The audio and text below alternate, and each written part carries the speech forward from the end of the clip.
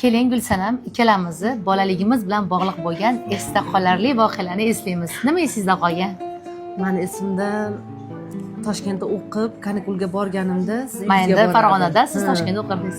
O'shanda uyga borganimda, siz oldingizga borardimda, menga shu xo'jayiningizdan borgan SMS ko'rsatgansiz. Unda to'ylaringiz bo'lmagandi. Ha, to'yda telefon sovg'a qilgan bo'lganlar. Oddiy telefonda u paytlar hozirgidaqa rangli rasmlar bo'lmasdi. Oddiy telefonda ham ro'molli qizni rasmini yuborib, Nodiraxon deb yozgan ekan.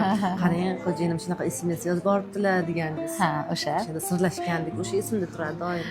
Mani eng esimda qoladigan ikkita holat aytaman. O'zi bitta dedim, lekin ikkitasini aytgim kelyapti. Bo'ldi.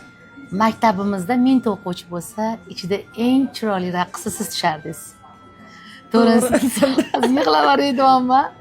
Atlas ko'ngilida mamnaqalariga Nodira begimni duralaridan bog'lab, Sumbulaga 4-sinfda lineykada raqs tushgansiz. Voy, shunaqa hozir eslasam etlarim yishib ketadigan raqs bo'lgan. Bu bittasi. Voy, unaqa voqealar rosa ko'p bo'lgan. Yana bittasini aytay. Mayli, ayting. Yana bittasini aytmasam bo'lmaydi. U paytda biz qishloqda yashaganda hammani uyida sigiri, qo'ylari bo'lardi. Kuz sari xashak degan o'sha o't bo'lardi. O'shani endi jo'xorlari terib olinib, hozir mana ko'cha tomi qiladi, Toshkentda go'ja deysizlar. O'shani tanasi poyasidan 1000 voq kelgan uyimizga.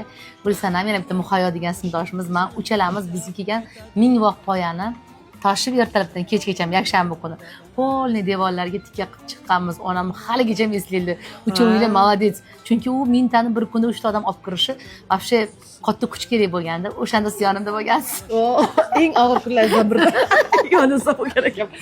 To'yingizga borganim eslayman. Yana bittasi, men Gulsanam bilan uyga borardim. Gulsanam akasi katta rassomlar.